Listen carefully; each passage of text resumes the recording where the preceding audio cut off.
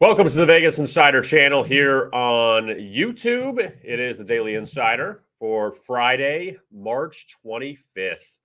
We now are down to 12 teams in the Sweet 16 because 4 got knocked out last night, including Gonzaga.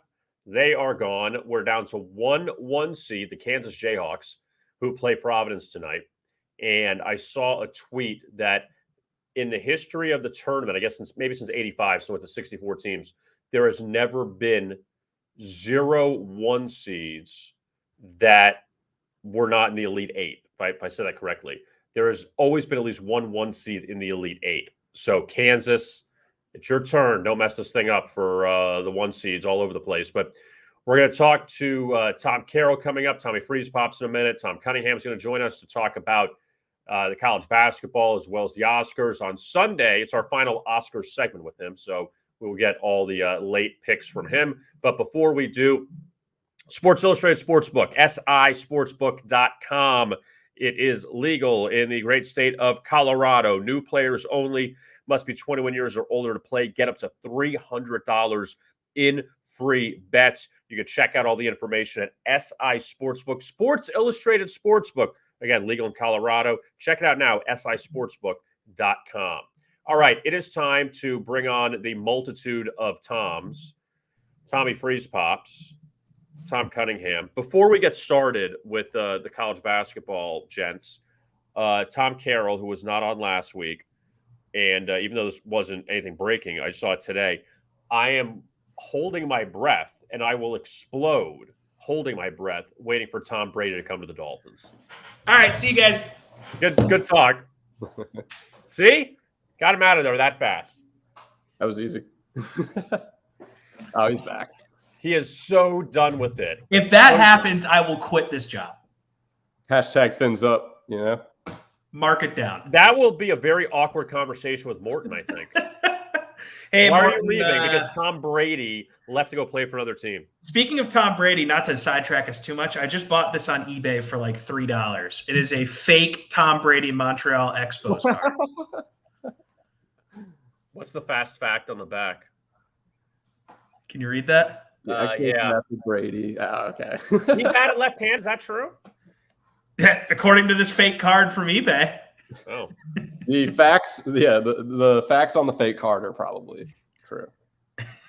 All right, so hopefully we cross our fingers that Tom Brady goes to the Dolphins, because it'll be hilarious that they have all this faith in Tua after getting Tyreek Hill and getting all these other guys, and now they're like, okay, later we're going to bring Brady in because he's like good friends with Stephen Ross. So let's talk about the college basketball, fellas. So last night, the Zags, good night. Good seeing you again. Classic. You know, a lot of people say, and this may be kind of like an open floor here for everyone.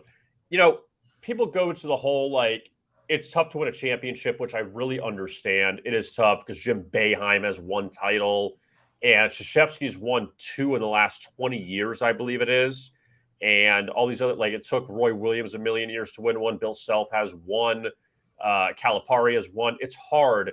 But, man, how many times is Gonzaga going to get to the dance, get far, and then just find a way to blow it? A lot, it seems. I don't. Last year they were better.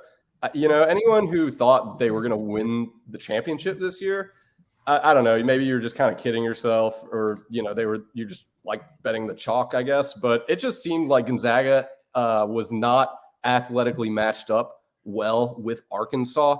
And quite frankly, I think Zaga missed the boat. As a Falcon fan, I know what that's like when Matt Ryan blows a Super Bowl. So, look, I think last year was their year to win it. They had a much better team with Timmy and Kispert and Jalen Suggs.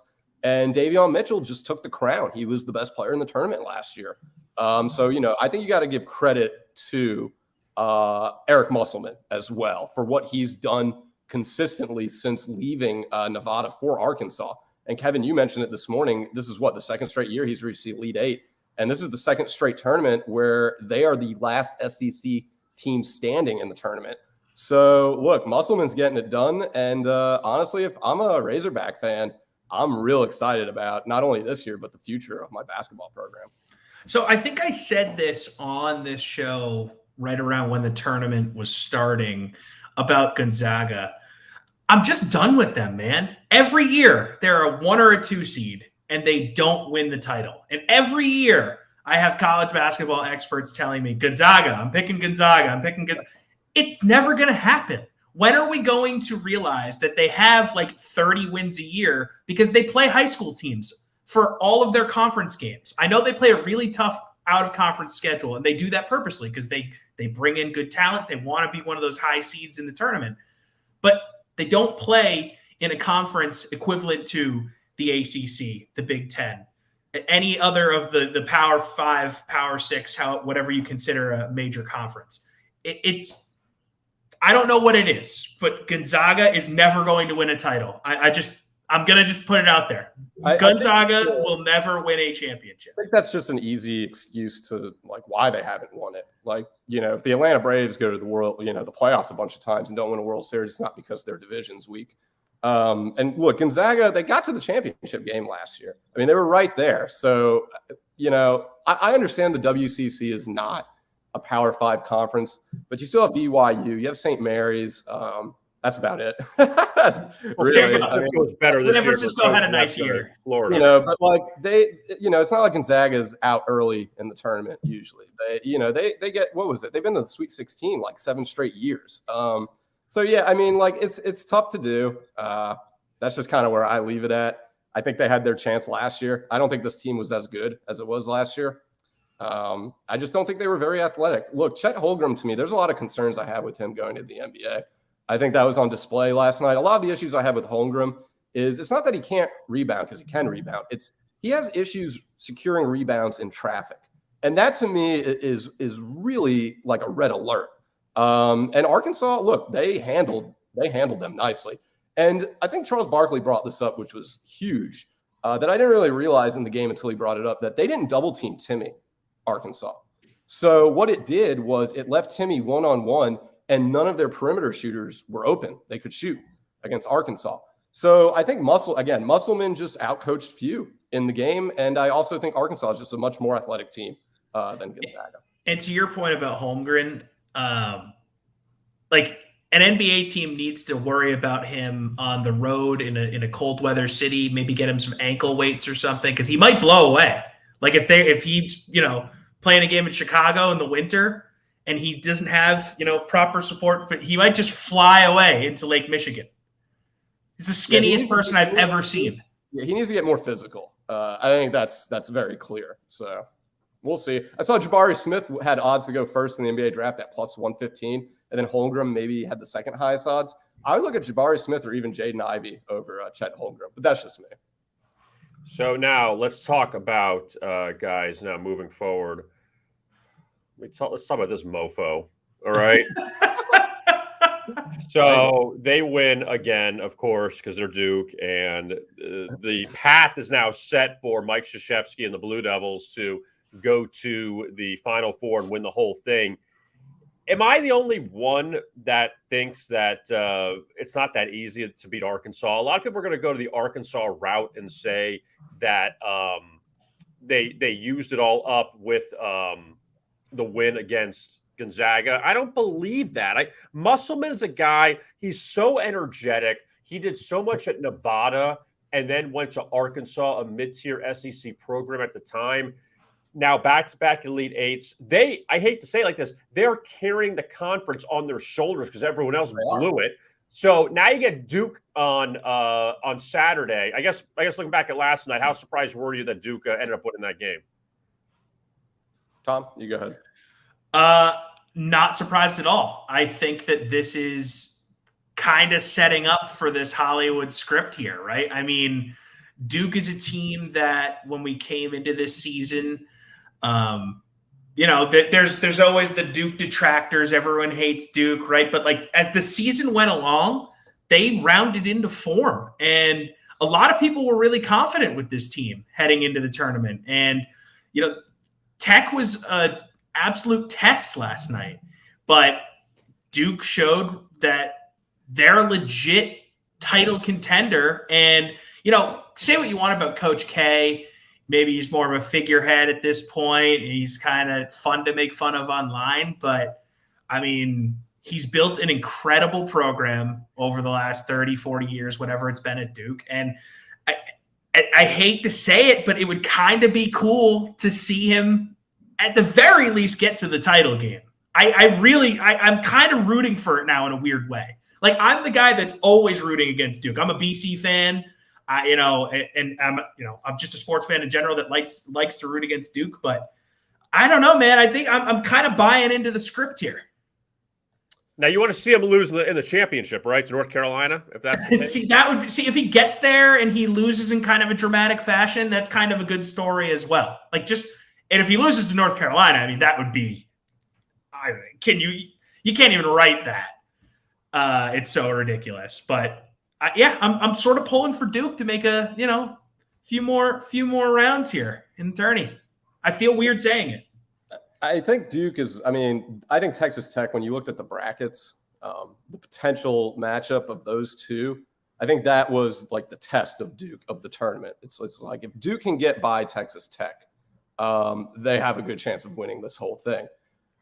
Normally Duke's defense is atrocious. They're actually pretty decent this year. It's not the best, but it's like average. So, that's pretty good. My concern is that teams moving forward are not going to shoot the 3-ball as poorly as Texas Tech did last night.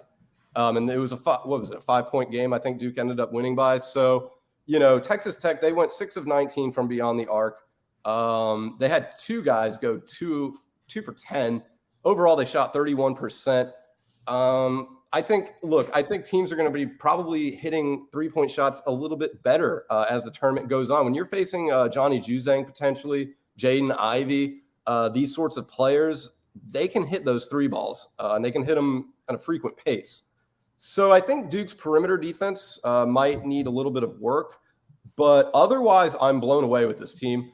And what's kind of crazy to me is that, like, as I watch Banchero play, he's very good, but he still has so much more room to get better. And that's very scary if you think about how good he is right now. He kind of is one of those players like Zion was. He just stood out on the court. There's 10 players on the court. He stands out. Of those 10, it's just like, okay, that guy's an NBA player. And he has so much more room to get better. I think that's very scary. So I think there's a lot of upside to Duke moving forward. And if I had to critique them in one area, it would be the perimeter defense. Now, I'm looking back at Duke this year, guys, if you remember, okay, 6 losses, up 13 at the half at Ohio State and lost in the final seconds to Miami, lost by 1 in overtime at Florida State, lost by 1 to Virginia on that last second shot. Carolina ran them in K's last game at Cameron, and then lost to Virginia Tech in the ACC championship. But you could easily say 4 of those losses could have easily been wins, and they're 31-6 overall. So I don't know if we're underrating them or what the case is, or the K bias, but man, they've had a couple close calls that went against them so far this year. Don't forget, they beat Gonzaga by 20. This is an elite team. No, they beat Gonzaga by 3. I think I'm thinking of another game. Okay. But they beat Gonzaga, they beat Kentucky early on in the season. You go through their out-of-conference wins are legit. And so I think when you look at Duke and you look at their defense this year, and their offense is always good, I think the Texas Tech game to me was the test of the tournament, and they passed it. So I consider them definitely a team to watch to win the championship. And Kevin, those tough losses that you mentioned too, it's like really good for a team to have losses like that during the year. I feel like, especially when you're getting down the stretch here. I mean, if you remember, there's been a bunch of teams like this over the years, but remember that Kentucky team that was undefeated all the way up into the Final Four, and they lost to Wisconsin. Like, if they had maybe been tested earlier in the year and suffered an L, maybe they end up winning the title that year. So the fact that Duke had some, losses that they wouldn't expect to have because they're Duke, like that bad loss to Ohio State or losing to VTech in the ACC tourney, I mean, that's good for that team. I'm looking back at that Kentucky team that was 38-1. They had Karl Anthony Towns, the Harrison brothers, and Devin Booker. Insane. Some of those rosters are so ridiculous when you look back on it. Yeah, you got nothing to show for it. Absolutely zippity doodah. Now, the other region, Villanova beat Michigan by 8. I think Michigan had some shots there to cover last night, but they didn't. Villanova's free throw shooting is unbelievable. Best in the country. I think one of the best of all time. Yeah, and that's very helpful. But look, Villanova, you know what? With all these big names getting knocked out, Villanova's still hanging around in this whole thing. Yeah, I mean, Jay Wright's a guy that always gets his team, in a position to be in title contention. Jay Wright's starting to become like Coach K for me, though. Like I don't know what it is about Nova. They always rub me the wrong way, and I think it's because I grew up a BC fan in the Big East, and they used to just kick our ass. So like I actively root against Nova, probably more so than I actively root against Duke. But Thom, you can tell me if this is crazy. I have some people in my life that are liking Nova as a futures play at this point. Just the way the odds are sitting and how their path looks. What do you think about throwing some money on Nova at this point? I won't be, just because I can't put money on a team I hate. I just can't separate those two things. I don't really mind anyone on the right side of the bracket with the bottom region kind of doing all the dirty work, if you will. I think Kansas is going to moonwalk into the Final Four if they can get by Providence, because they'll get the winner of Iowa State, Miami. My concern is Houston. I was telling Kevin this morning. One of the toughest parts of filling out my bracket was the Houston-Arizona matchup. They have two of the highest efficiency ratios in the entire country. And my thought was, I'm going to take whoever I take to win this game, I'm taking to win the entire tournament. And I went with Arizona. So that didn't work out. But I really like Houston. So if Villanova can get by Houston, I think that's good because, like I said, the bottom right side of that bracket, all the dirty work has pretty much been done. All the heavy lifting's over with down there. So I think that right side of the bracket, any of those teams with plus value, which I'm pretty sure everyone has plus value. Now, I think Kansas is the favorite at plus 350. I'm not going to argue against it. So if you, would you say go for it? Yeah. Would you say the loss by Arizona last night was the least surprising one seed loss we've had because you were so high on Houston, or out of all the upsets? Yeah. Okay. Yeah. For me, it was because, like I just said, I basically had a coin flip between Houston and Arizona, but I was sold that whoever I was taking of that game, I was going to have go to the championship. Just because I really like their efficiency ratings. And not to mention, the culture Kelvin Sampson has built at Houston has been phenomenal. They reached the Final Four last year. I don't know how many people remember that. So there is that winning culture there, and it's instilled there right now. So I would be worried if I'm a team that has to face Houston. Not to mention Houston is probably one of the most athletic teams left. I would put Houston's athleticism over Villanova. If this becomes a free throw shooting contest, though, Villanova might have the edge there. But I do think Houston's defense and athleticism will take them past Villanova. And then if they can get by that Kansas, Providence, Iowa State, Miami bracket, which I think they could, Houston might be, I think, the better future pick right now than Villanova. It's so wide open. I mean, now that obviously we have to wait and see what happens with Kansas tonight against Providence. And, looking at that game in Chicago, that number's dropped a little bit. And Kansas was laying 7.5. There's this, thing about Providence, the luck factor, but yet they keep finding ways to win. And they held Richmond to 1 of 22 shooting from three-point range. And South Dakota State, who is one of the best three-point shooting teams in the country, they held them in check.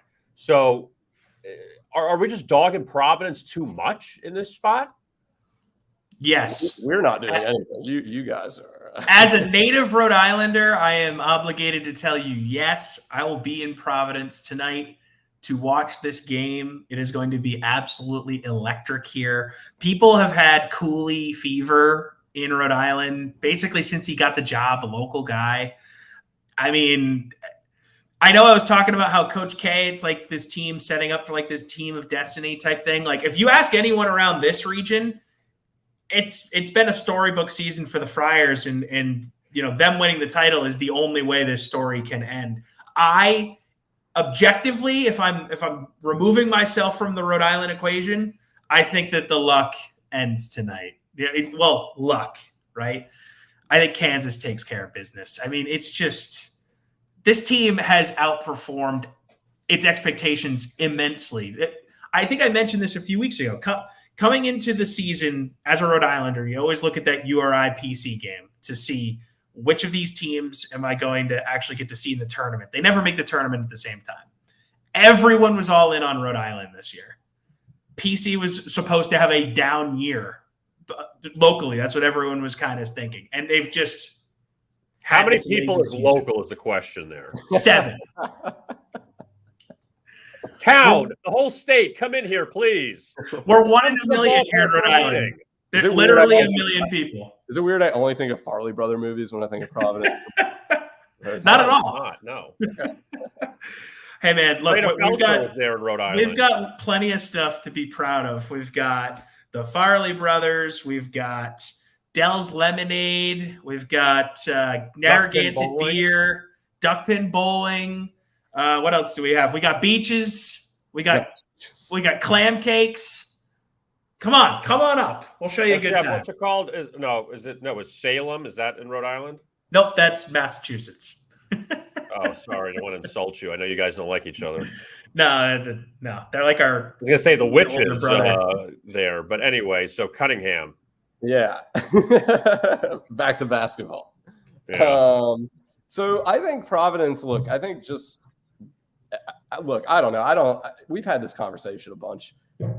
I just think they're legit. I mean, they're a 5-loss team in a Big East conference. They've got 6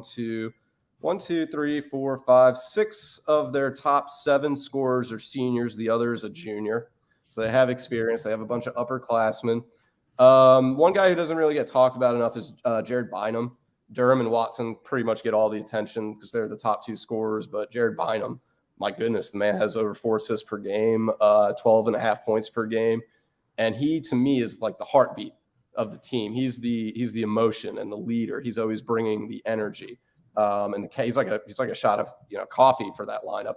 And then one guy who's kind of overlooked, well, 2 guys really, AJ Reeves. He's been a top 50 prospect coming out of high school.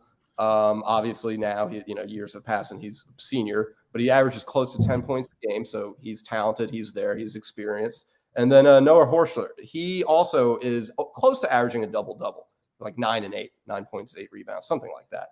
So, look, I just think this team has – I don't even want to say they're lucky. I just feel like they're just not as accessible to the – like people just haven't watched them enough. They don't really know about them. Like if I said name me the top 3 players on Providence, I don't think anyone could do that. And they have been a top 10 team in a top conference all year. So I don't know if it's much we just don't know about them rather than it's luck. It has experience. It has talent. You've got 3 guys who average over double-digit points. The other 2 in the top 5 average 9.9. It's a legit team. Now, the other game, Miami and Iowa State, and this number's jumped up. The Canes now laying 3.5 against the Cyclones. And Iowa State, a great story. We'll talk about St. Peter. Excuse me. Sorry. We'll talk about St. Peter's in a second. But Iowa State won 2 games last year. They've already beaten LSU and Wisconsin so far. Basically a road game against Wisconsin. That game was in Milwaukee. But now the Cyclones still playing, in a sense, the disrespect card. Miami was a dog the first 2 games against USC and against Auburn. They ran Auburn in the last round. Now you're laying points here against Iowa State. It feels like more of the pressure's on the Canes here than the Cyclones. Do you agree? I mean, you know what? I'm gonna say no, because I just feel like Iowa State is a team that has like a basketball culture more than Miami. Like you could tell me this. You guys are local in Florida. Like, are people around by the city of Miami and around that program like ever expecting the Hurricanes to have like this incredible run in basketball? Like I feel like basketball for Miami is always gravy. Like they just care about football. Where Iowa State, I feel like, and I know we're sort of talking about off the court stuff now, but Iowa State they're in the tournament like all the time. I know they were bad last year, but Cyclones are routinely in March Madness. Well, number one, with Larinaga, he's, they had a couple lean years, but he still has done a great job of keeping them relevant. They didn't have some great rosters, but yes, Mario Cristobal got hired as the head coach at Miami. They brought in all these big name assistants. There's a lot of excitement for football. Basketball's still there. I think if they get to the Final Four, it'll really be hyped up. Right now, it's like, okay, they've won 2 games. Let's wait and see. They play Iowa State. Okay, if they beat Iowa State, they maybe play Kansas. There'll be excitement. If they beat Kansas, then now with all the big dogs out, there's a legit shot to win the whole thing. But yes, Iowa State has got a prouder program, it feels like, than Miami does, because Iowa State football has become better the last few years, but really more it's a basketball school. Yeah, I don't know. That's just from an outsider from either program. It feels like to me, Iowa State is probably looking at Miami like, oh, we should beat Miami. They're a football school. We're a basketball school. For me as a college basketball fan, the last time I remember Miami really, mattering, really one of the only times I remember Miami basketball mattering in my lifetime was like the Shane Larkin team, and like. Larinaga, George Mason, that was fun. So I don't know. It's just, I'm saying Iowa State's got more pressure. I don't really think either team has too much pressure. Neither team's supposed to be here. So I think both teams have the mindset of we are playing with house money in this game. Like, I really don't think it matters who's favored here. It's an 11 versus a 10 in the Sweet 16, So I think these two teams are thinking, let's let it go. Let's let it all loose on the court. We have nothing to lose. Like, we shouldn't be here right now. And I know Iowa State might be that 11 seed, Kevin, that we were talking about earlier, that might surprise people now because they initially were on the bubble. We were debating if they even should be in the tournament or not. They got in. I mean, Michigan kind of fit that bill too with a couple of upset wins themselves. So maybe they take it a step further here. I think that the matchups, though, the two intriguing ones for me to watch at least are the coaching matchups here, because you have two very good coaches in my mind. And what TJ has done coming from UNLV to Iowa State, like you said, they won 2 games last year. Now they're in the Sweet 16. That's remarkable. And then, of course, everyone knows how good Miami's coach is. And then the 2 players I want to get to is Brockington and McGusty. This is going to be a fun matchup to watch. These are 2 players that average over 17 points per game. Carry their teams, are scoring threats, very fun players to watch. I'm looking forward to that matchup more than anything in this game, and I'm just going to sit back and enjoy it. But if I had to make a pick for what I'm betting in this game, I do think Miami gets the job done. I think they're the overall better team, although I do think Isaiah Brockington is the best player in this game for Iowa State. I heard a crazy stat somewhere. It's not really stats, more of like a factoid, that Cam McGusty, who played at Oklahoma before transferring to Miami, first of all, he's 24. Secondly, he played college basketball with Trae Young. Yeah. Like, think about that for a second. He played for a year at Oklahoma when Trae Young was there.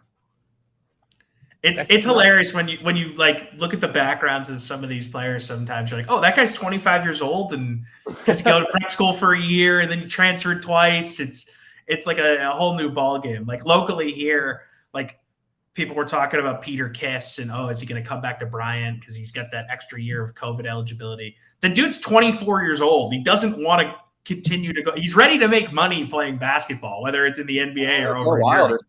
For a while, he might. Well, you got the NIL, so you don't have to really, you can still play. True, but make that real coin. You could be like that kid from St. Peter's who got the chicken wing deal, and you're all set. Guy's my hero. Are they going to get blown out tonight, Tom? They might. The thing about St. Peter's is they cover the spread really well.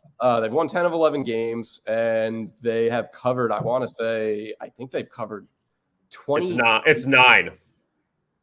What is 9 straight games they've covered. Oh, okay. And they've covered 10 of their last, or they've won 10 of their last 11. So they've covered 9. But of the season, I think they're 23-9 against the spread, and they're 6-0 at a neutral court. So that is a little concerning to me if I think Purdue is going to blow this team out. But I mean, you look at St. Peter's has passed both tests. I mean, they beat Kentucky. So it's tough to sit here and say, oh, Purdue's got the better team, the better talent. They should do what they want, because that was literally the betting analysis for the first round game for St. Peter's, and they proved everyone wrong. So I'm looking at the ATS. What is it? 13.5. Yeah. 2 touchdowns. I'm not sure if Purdue covers that, but I sound like a broken. They should cover it. I feel like a broken record. Sound like everyone else in America. They should cover that spread. They're the more talented, more athletic team. Blah blah blah. But St. Peter's has that really good ATS record, and they're undefeated against the spread on a neutral court. So I'm not sure what to do. I might look at the point total here, which I haven't done yet. But this game definitely worries me if I'm a Purdue bettor, for sure. Now, the other game, UCLA and North Carolina, that's the late game there in Philly. And UCLA, hey, look, got to give Mick Cronin a lot of credit. He went from Cincinnati to UCLA. It seemed like a big step for him. And they lost on that buzzer beater last year to Gonzaga. And they're a step away from the Elite Eight. You love your guy, Juzang. I know that's your guy, Cunningham. You love him. But what do you think here with UCLA and Carolina, who, again, they had to beat Duke towards the end to be like, hey, don't forget about us. And now they just held off Baylor. They destroyed Marquette, and they're a win away from the Elite Eight. Well, I had UCLA over Baylor, and I was actually contemplating putting them in my Final Four and championship game. I ended up not doing it. I backed out. That bottom left bracket is insane. But I did. I like UCLA. They have the experience. They have the roster. They have the coach to do it. It's rinse and repeat for them, really. You have the same team that you had a year ago. Now, I don't know the injury status of Yami Yaquez. I know he got hurt in the last game, but they've had some time off. I haven't read any reports. I think he's good to go. But between him, Tiger Campbell, Juzang, Cody Riley, I mean, Bernard, this is just a really talented team. And it's the same exact team as it was last year. So, look, if you have UCLA going far in your bracket, more power to you. You're surviving. I had them losing in the Elite Eight because I backed out. I should have put them in the Final Four in the championship. I think they could win the whole thing. So give me UCLA to win this game. Covering the spread, I'm not sure, but at -2.5, you're probably looking at a pretty inexpensive money line, which I think the Bruins can handle. So that's where I would go. All right, so now that the college basketball's out of the way, let's get to the important thing of the weekend. Oh, God, movies. Yeah. The Oscars. Sunday. We've been talking about this for weeks already. You've been breaking this down. You've watched every single movie. And has your mind changed anything, or you're still sticking to all your original picks? I mean, well, my original picks, you need like a timestamp with this because of the odd movement. So we've gotten Chastain at 5-1. We've got Coster at 3-1 for Best Supporting Actor. We got Coda at 10-1 for Best Movie. Then I sprinkled in a few others because those odds are basically all gone. So I wanted to give some people options if they missed the boat on the odds, which more than likely they did. So there's a few that I think you might want to explore for some good value. Now, Coda is +100 on DraftKings for Best Movie. It's +130 on BetMGM. So it's not great value. It's not the 10-1. It's not even the 4-1 value it was about a week ago, but it's still plus value. It's still the underdog. And you could, go try your luck there. The other one, though, that I really do like is Belfast for Best Original Screenplay. Now, I personally had another movie rated higher in that category, but the odds are shortening for Belfast. It's very much a thespian piece. Like, this is a movie made for like professional actors, actresses, filmmakers, story writers. It almost came across as a play, something you'd see on stage. And it was done very well. And the odds for Licorice Pizza, which are favored to win original screenplay, have dropped. I personally thought Licorice Pizza was a bit simple and slow. Like, it was good, but it was, I don't know, it was just kind of whatever for me. So I think Belfast is a pretty strong underdog to maybe try at Best Original Screenplay, or Don't Look Up. Best Original Screenplay for me personally is how creative is the script? How unpredictable is it? How different is it from things we've seen in the past? Promising Young Woman won that last year, and I thought it was brilliant. I thought the ending of that movie was very unpredictable. I didn't see it coming. I think Don't Look Up fits the bill the most in terms of the most creatively written screenplay. So maybe at 5-1, you look at Don't Look Up, but I do think Licorice Pizza is a favorite to fade as Best Original Screenplay. To that, also, I think Best Documentary. Summer of Soul is the favorite at -300. It's a bit simple for me. Very good. I thought it was the best documentary at the time it came out. But then nominations were released, and, they're in the game. So you got to consider them. And Attica, for me, was very, very good.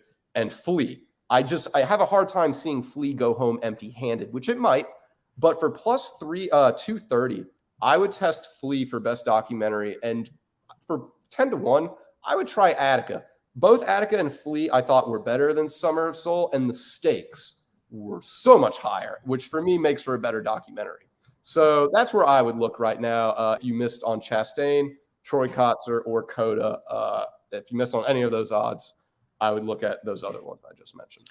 So I know on our YouTube channel, Vegas Insider TV, you can find your Oscars preview video.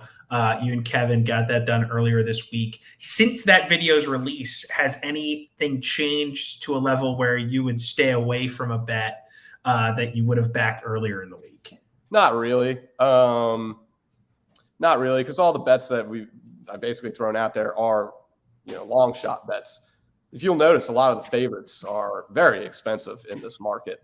So it's tough to do. I also think film editing, maybe you want to look at. I mentioned this in the preview. Dune, however you pronounce it, was minus 110. It's faded to minus 125, but it's fluctuating. So I personally had Tick Tick Boom as my favorite. It was 12 to 1. It's now 10 to 1. Maybe shorter than, might be 9 to 1 right now. So it is shortening. So maybe test that one, but none of the bets I've suggested have been very expensive to where we need to change them. So I'm confident in Chastain and Kotzer. I feel like I'll be up 800, with the 5 and the 3, and then I'll have money to play with from there. And then hopefully Coda hits, and then we'll be making bank after that. So that's kind of the game plan right now. Yeah, I'm excited.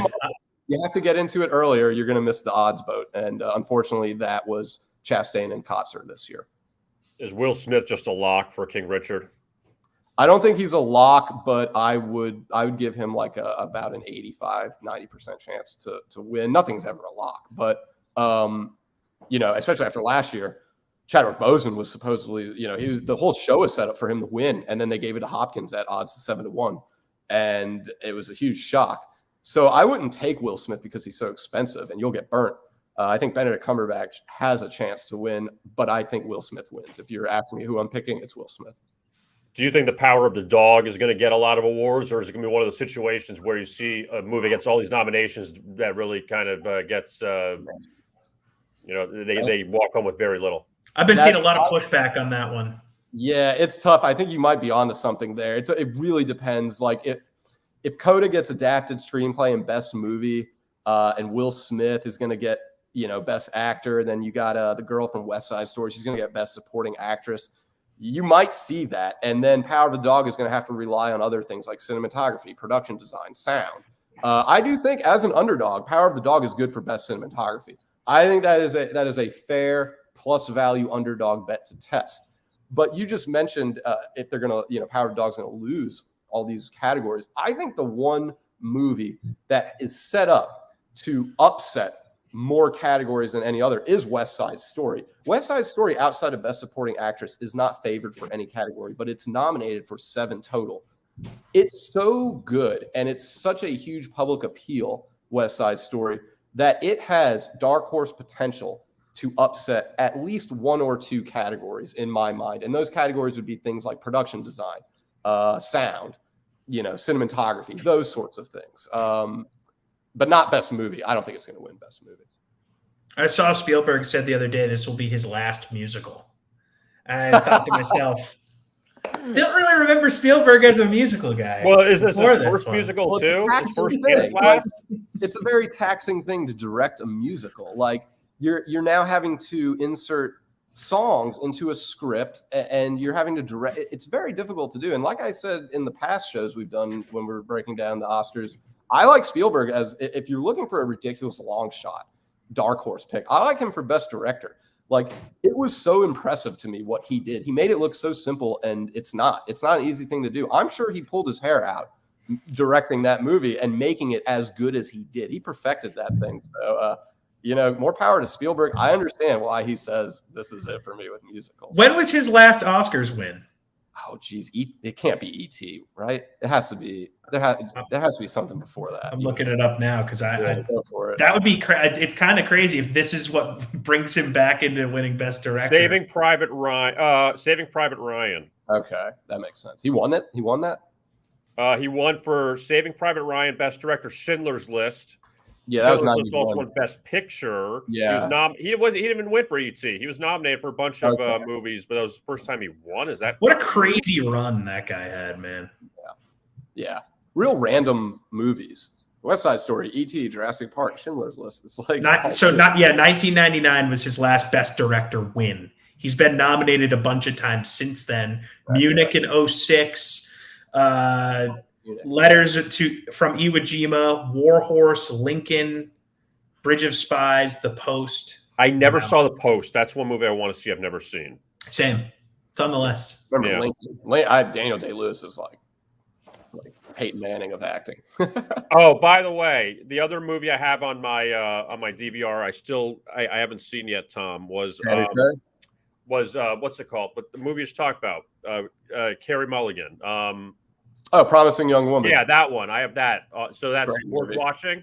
Oh yeah, 100%. It won Best Original Screenplay, so and it was very much validated. Yeah, you're kind of by the end of it, you just kind of like, whoa.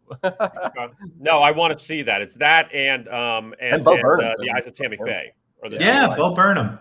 Yeah, he's in Promising Young Woman. So his movie a few years ago was good. 8th Grade. What's that? I don't know if you saw it. The movie directed a few years ago, 8th Grade. No, I don't know. I've only seen a few of his stand-ups. I haven't seen it. Was good. But I will say, if you can get a prop bet out there with the sports book, I don't know who's offering this. If you can get it anywhere, I do think Dune. I'm saying, is that done? Dune, whatever. Dune. I think it's going to win more awards than any other movie at the Oscars. So if there's like a prop bet where it's like, which movie is going to win the most awards? I think Dune is your best bet there, for sure. Thom Cunningham, always great work with the Oscars, with college basketball, and I guess we'll reconnect next week and we'll see what kind of winners you got from the Oscars. Yeah, we'll see. If Chastain and Kotzer pull out the wins, I think I'll be all right. So we'll see what happens. No, you called Jessica Chastain at the beginning. I'll give you that one. You definitely called that because Nicole Kidman was the favorite originally. Yes, she was. And Cody Smith-McPhee was the favorite for Power of the Dog. And then the SAGs happened. And it all changed. It always changes after the SAGs. So, all right, Tom, we appreciate it. Thank you. Oh, yeah. Thanks, guys. All right, there's Thom Cunningham. And I did see a report that the Brady thing's not going to happen. So Good. I can relax this week. Now you're okay. Now life is all right. God, that would be so painful to watch. The Bucs are fine. The Bucs are a franchise that without Brady is a nothing franchise, save a couple of years there where they were good late 90s, early 2000s. So fine. Let them have a few years with Brady. He likes living in Florida. I'm happy for him. Miami? No. Just no. Not allowed. Really quick before we get out of here, because it's in your area. So Rhode Island just hired Archie Miller, and UMass just got Frank Martin. That one became official today. Yep. That's pretty good for both those schools in the A-10. That Frank Martin, who went to the Final Four with South Carolina a few years ago, he coached in Miami for a long time in Miami High. That was like the ultimate high school team. Udonis Haslam was there. Steve Blake was there. They had a lot of other great players, and then he ended up going to the college ranks. But I got to think people, what's the excitement level at UMass? Are people still follow UMass basketball? That's still a big deal? So both programs, there's excitement with both hires. I have people in my life that root for both teams. We'll actually have to talk to Devin next Friday about the UMass hire, Frank Martin. That's his squad. But Miller down in Rhode Island has people really fired up. I'd say it's probably their highest profile hire in the history of their program. If I'm really looking back at it, because they've had guys that, start at URI and go somewhere else, like, Dan Hurley right now at UConn, who's had a disappointing run. But Al Skinner, another guy, started at URI, then went to BC. But I mean, the Miller thing has people really, really pumped. People, again, this is off people's radar, but like the fact that Cooley has had this run at PC, the URI faithful in this state are like, he's a local guy. Why didn't we get him when we had our chance? And now, he's having this run there. So it's like they're compensating for Providence kind of having this nice run here. Frank Martin will be interesting at UMass. I think that they have a nice run with him because he can recruit, man. I mean, he got South Carolina to the frickin' Final Four, right? Yep. So I think if I had to pick which school is going to have a better 5-year run here, I would say Frank Martin at UMass. So Lamar Odom, most known Rhode Island Ram of all time. Is that fair to say? I'd say he's the highest profile, even though he wasn't really like there that long. Was there for a year? Was that it? I think it was only a year, and they went to the Elite Eight. Jim Herrick. Well, you had Jim Herrick there. Like that was a big deal. The number one guy, like URI fans, like pray at the altar of. There's two guys. It's Jimmy Barron, who was like a JJ Redick type guard in the mid 2000s, and then in the 90s, Catino Mobley. Catino Mobley was the big one. He that beat Kansas, right? Yes. So he's someone still. Like you'll see Catino Mobley URI jerseys around the state, like pretty consistently in the summer. So decent NBA player too with the Rockets. Yeah, definitely. He had a nice career. Yeah. He's got a sick white beard right now. If you guys Mobley, he's aged. He's got a great beard. But again, he played college in the late 90s, so he's going to age. He's not going to stay 21 forever. That's how it happens. But anyway, so all right, so looking forward to tonight's games, and we'll see if Kansas escapes. And locally here with Miami, if they can beat Iowa State and be in the Elite. I mean, it's a great story against the Sweet 16, but if Miami can be one win from the Elite or from the Final Four, rather, would be nuts. And if they had to play Kansas for the right to go to the Final Four, would be unbelievable. I mean, you're rooting for PC tonight if you're a Miami fan. You are, but it goes back to that whole it's hard for the if Gonzaga is playing. Okay, let's rephrase this. If you're Purdue, would you rather play St. Peter's or Kentucky? You'd rather play St. Peter's. There's no disputing that. In this scenario, Providence is still pretty good. True. It's hard either way. Miami catches a break by playing Providence instead of Kansas. You can match up better maybe with Kansas than Providence if that's the case.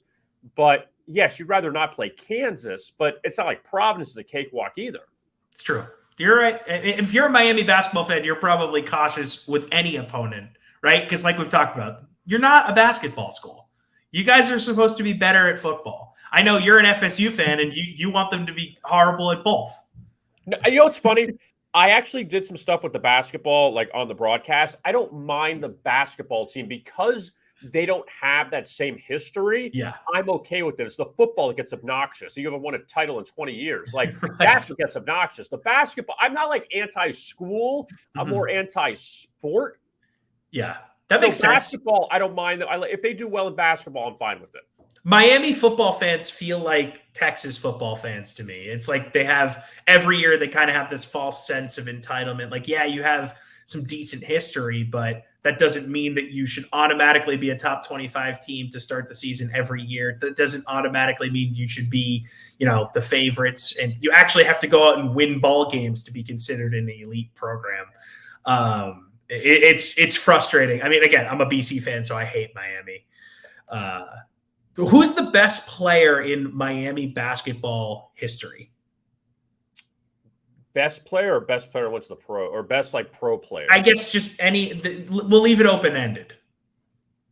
Because he only was really good for them, but they had other guys. I mean, Darius Rice a long time ago, Jerry Rice's nephew was there when they were still in the Big East.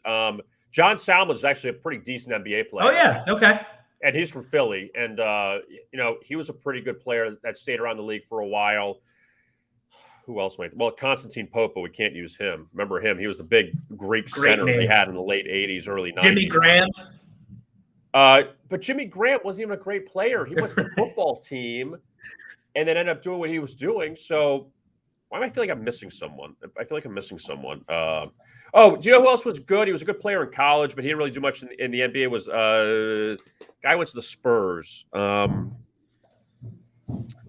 God, I'm blanking on his name now, and I see his name and I can't think of it. I would have to.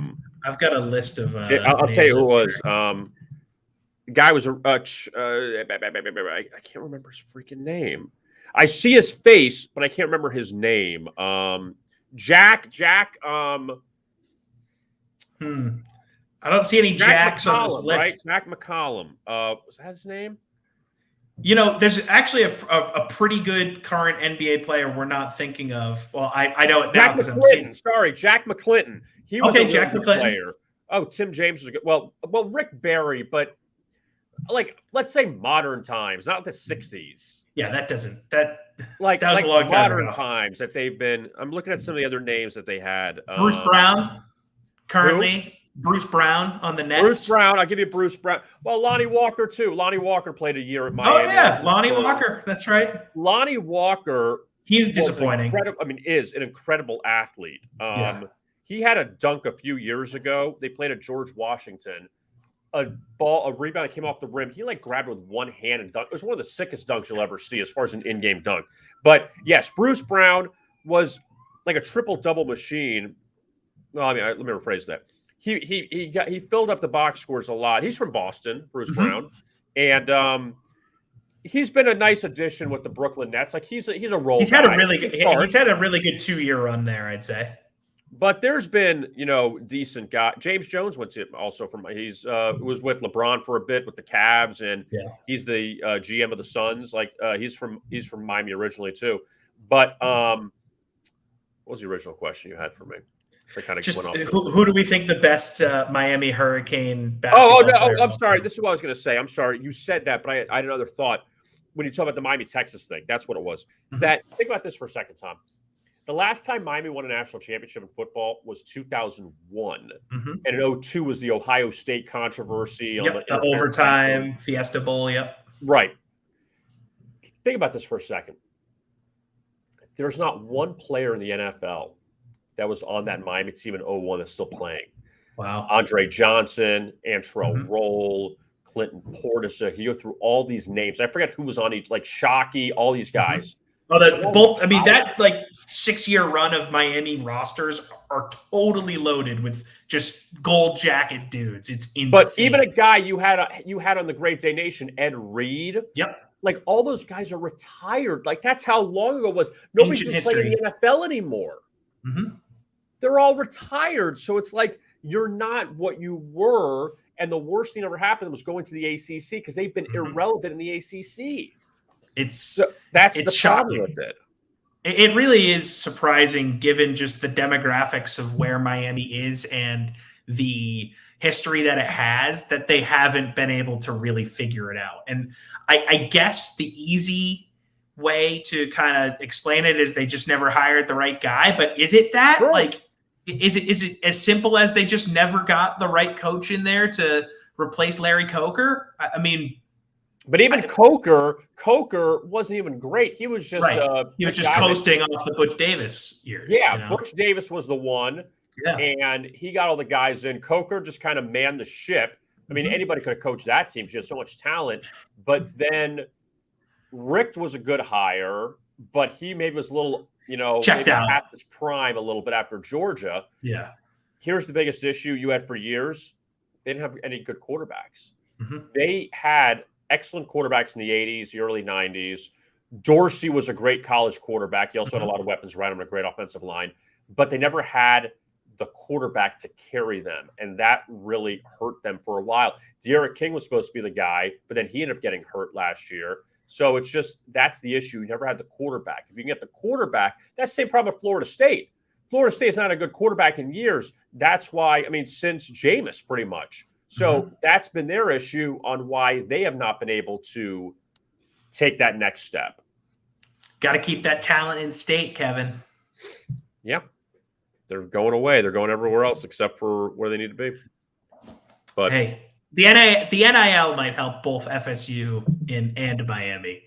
Let's get Uncle Luke. Talent. That's what's going to Let's get Uncle Luke back in the fold here. He's there. He's not going anywhere. Uncle Luke is still down there. He's not going anywhere. He's the one guy that's trying to get everybody to go to that school.